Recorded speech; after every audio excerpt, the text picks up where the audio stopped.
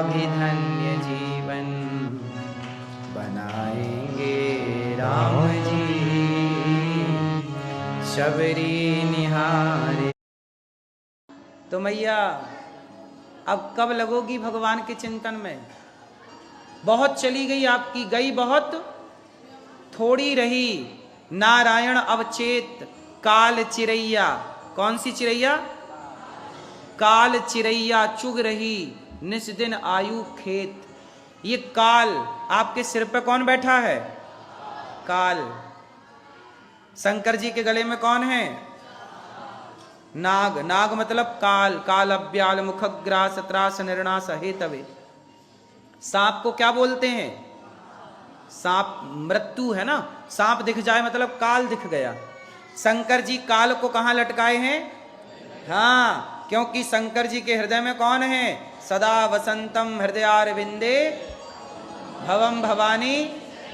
शंकर जी कहते हैं मेरे हृदय में राम है, और जिसके हृदय में राम है तो काल भले गले में पड़ा हो उसका बाल भी बांका नहीं कर सकता। इसलिए शंकर जी को कहते हैं कालों के काल महाकाल। शंकर जी को क्या बोलते हैं? कालों के काल महाकाल।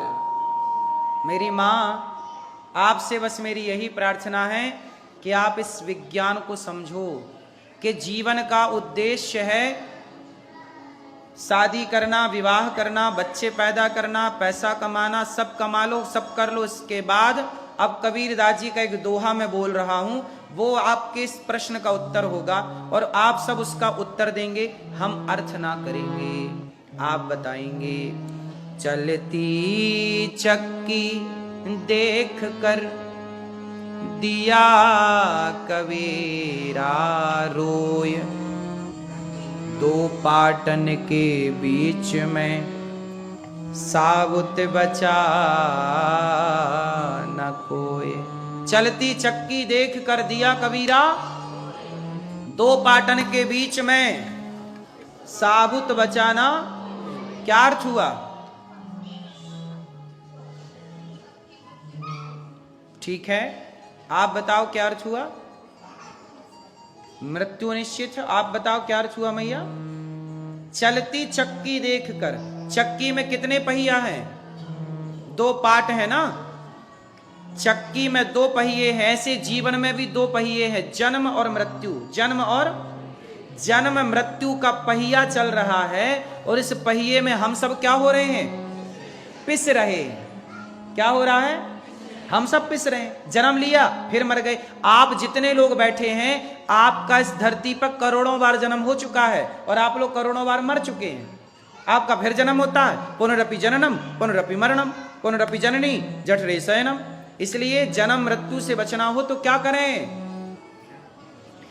चक्की में जब कबीरदास जी रोने लग गए कि भैया अब तो हम पिसेंगे, जो आया है मृत्यु और जन्म के चक्र में पिसता ही पिसता है। कबीरदास जी रोने लग गए, क्या करें क्या करें। तब कबीरदास जी का एक मुंह बोला बेटा था, धर्म का बेटा, कमाल उसका नाम था। क्या नाम था?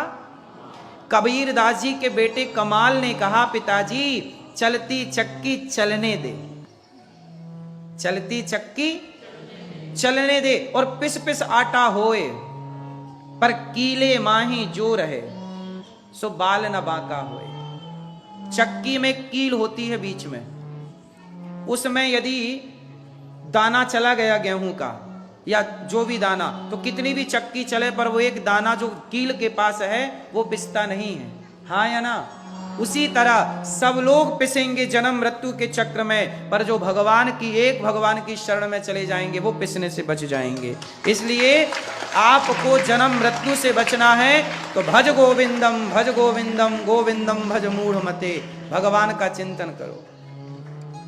अब आपने कहा कि जीवन का उद्देश्य है मोक्ष को पाना, पर ध्यान दो, मोक्ष कब मिलेगा? ऐसी फ्री में मिल जाएगा? कोई लाके दे देगा ले लो मोक्ष?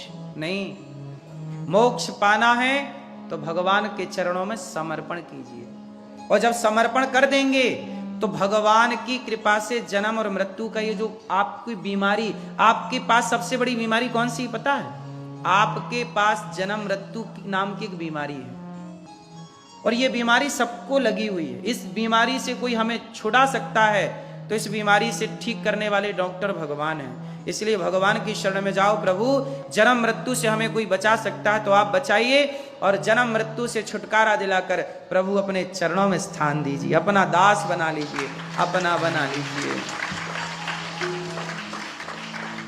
इस मानव शरीर को पाने की मूल, इस मानव शरीर को पाने का मूल अर्थ क्या है? ईश्वर को पाना।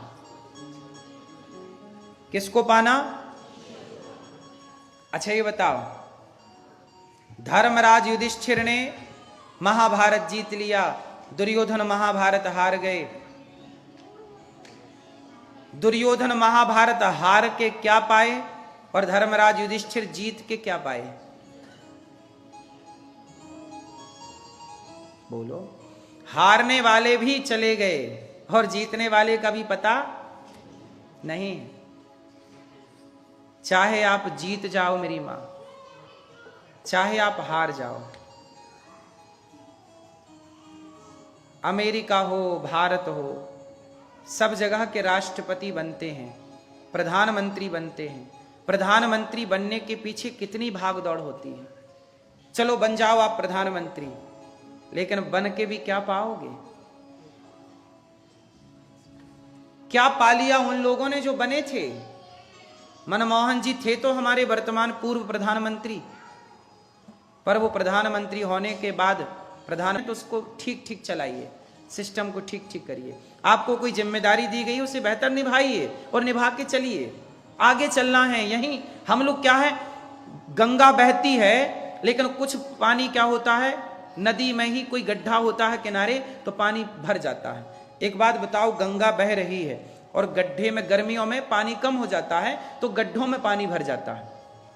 तो जब आप गंगा स्नान करने जाते हो तो गड्ढे के पानी में नहाते हो कि बहते पानी में? जो धारा जुड़ी है, जो बह रहा है वही शुद्ध है, और जो ठहर गया भले वो गंगा हो अशुद्ध हो जाती है। तो यदि आप ठहर गए, संसार में उलझ गए तो आप अशुद्ध हो जाएंगे। इसलिए ईश्वर की उस प्रेम की धारा में बहते चलिए, सदा मन की विचारों की शुद्धि बनी रहेगी। और जीवन का उद्देश्य है, आप लोगों ने शादी ब्याह कर ली, बच्चे पैदा कर लिए, पैसा पा लिया, पद प्रतिष्ठा पा ली, अब क्या बचा? कल्याण करना है। तब तो आपका जीवन सार्थक होगा। सब कुछ पाया, ईश्वर को पाना रह गया तो फिर नीचे गिरना पड़ेगा। जो मोक्ष नहीं पाते वो क्या पाते हैं? फिर 84 लाख सीढ़ियां पार की, मनुष्य शरीर पाया, फिर ऊपर से नीचे गिरे, फिर 84 के चक्कर में जाएंगे, फिर चींटी बनेंगे, नाली का कीड़ा बनेंगे, कुत्ता बनेंगे, बिल्ली बनेंगे। ये सब बनने के बाद आपको ये शरीर मिलेगा मनुष्य का। ये मनुष्य का शरीर इतना सामान्य नहीं है, जो आपने पा लिया ठीक है, पर ये बड़े भाग्य मानुष तन पावा, सुर दुर्लभ सदग्रंथ निगावा। ये शरीर बड़े भाग्य से मिलता है। बात सही है कि गलत है? ये शरीर क्यों मिला ये भी विचार करिए, क्यों आए हम संसार में ये भी विचार करिए।